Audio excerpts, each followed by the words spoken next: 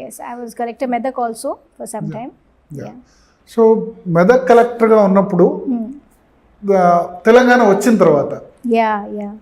అప్పుడే exactly peak period ఉంది issues. వచ్చిన తర్వాత అందరు స్మితా సబర్వాల్ అందరికి ఎట్లా నోటెడ్ అయ్యారంటే అమరులకు సన్మానం చేస్తూ అమరవీరులకు సంబంధించి ఫ్యామిలీస్ సందర్భంగా ఏడవడం. ఇది అప్పుడున్న సోషల్ మీడియాలో అనుకోండి టీవీలో హైలైట్ న్యూస్ అయింది. అవునండి. యా యాక్చువల్లీ ఆఫ్ కోర్స్ చాలా మందికి దీని మీద చాలా ఒపీనియన్స్ ఉన్నాయి, but it was just for me. కొంతమంది కావాలని చేశారు అంటారు. అవునండి, అది కూడా తర్వాత విన్నాను. కావాలని ఎవరు ఏడుస్తారు కావాలని, అది కూడా కలెక్టర్ ఏడుస్తారు. లేదు, అది ఒక్క సందర్భం అట్లా ఉన్నింది. వాడికి పిల్లలు అంటే 15-year-old 16-year-old బాయ్స్ అనమాట. ఆ మదర్స్ ఆ ఫొటోస్ ఇట్లా పట్టుకుంటూ వారు ఏడుస్తున్నారు. నేను కూడా ఒక mother at the end of the day. So కొంచెం ఆ సెంటిమెంట్ చూసి వాళ్ళకి హావభావ చూసుకుంటూ నాకు కొంచెం నీళ్ళు వచ్చింది. అది మీడియా వాళ్ళు బాగా క్యాప్చర్ చేసి ఫుల్ డే ప్లే చేశారంట. అది నాకు తెలియదు. అంటే తెలంగాణ రాష్ట్రాన్ని కోరుకున్న వాళ్ళు అందరు కూడా అది హార్ట్ లో టచ్ అయింది. See, I did it as a genuine feeling as a mother. Number 1. Number 2, నేను కూడా ఒక ఆ టైం అంటే 2014 కదా, దాదాపు 6-7 years నుంచి కంటిన్యూస్లీ తెలంగాణ యాజిటేషన్ చూసిన, అది కూడా ఫీల్డ్ లెవెల్లో. తెలంగాణ స్టేట్హుడ్ కు మీరు సపోర్ట్? Very much. ఎందుకంటే మీరు though you are Bengali, born and brought up here. You see, Bengalis are also by nature agitationists. Yes. They are little revolutionary inside. Yes.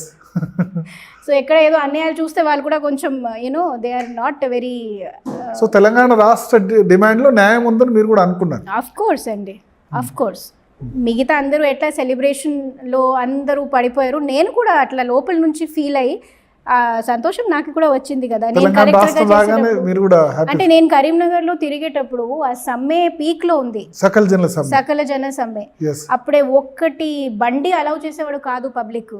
నాకే 3 years వాళ్ళు ఫ్రీడమ్ గా మొత్తం నేను కరీంనగర్ తిరిగాను, నాకు ఎవ్వరు ఎక్కడ ఏం ఆపలేదు. ఎందుకంటే వాళ్ళు మా కలెక్టర్ అనేది నాకు ఓన్ అప్ చేసుకునేవారు. So why should I not celebrate when they get their sentiment. I use to go to schools. నేను చిన్న పిల్లలకి అక్కడే తిట్టేవాడు, మీరు ఎందుకు స్కూల్ బంక్ చేస్తున్నారు, మళ్ళీ స్కూల్కి రావట్లేదు, టీచర్స్ రావట్లేదు, హెడ్ మాస్టర్స్ రావట్లేదు అంటే జై తెలంగాణ అనేవారు. So I have seen everything from very close. So I was part of the whole process. That is the whole. అంటే అంతకుముందు విశాఖపట్నంలో పనిచేశారు, తర్వాత ఇక్కడ వరంగల్లో పనిచేశారు. అంటే ఇది జస్టిఫైడ్ డిమాండ్ అని ఎప్పుడు అనిపించింది మీకు, ఏ టైంలో? అంటే నేను కరీంనగర్లో ఉన్నప్పుడు అండి. ఎగ్జాక్ట్లీ మీరు మలిదశ తెలంగాణ ఉద్యమం మీరు సివిల్ సర్వెంట్ అయినప్పుడు 2001 నుంచి స్టార్ట్ అయింది. అవునవును. సో కరీంనగర్ లో ఉన్నప్పుడు ఈ డిమాండ్ లో ఎంత కొంత న్యాయం ఉంది, పబ్లిక్ ఆస్పిరేషన్ ఉందని అనిపించింది. I thought so because I felt on very small issues, fertilizer supply, then certain very core issues, అంత మాకి ఫోకస్ లేదు ఆ జిల్లా. ఎడ్యుకేషన్ లో, హెల్త్ లో కొంచెం అది సరే, అది కామన్ ఉండొచ్చు, కానీ కొన్ని నిత్యావసరాలకి ఆ ప్రయారిటీ అనేది ఆ ప్రాంతంకి రావట్లేదని నాకు కూడా ఫీలింగ్ వచ్చింది. సో తర్వాత అది common public sentiment. Who am I to like or dislike? You see, it's a public sentiment. It's a democratic process. If your parliament is agreeing and parliament is saying today Telangana is a new state, as a IAS officer I have to respect that decision and be part of the new state. So that was my sentiment.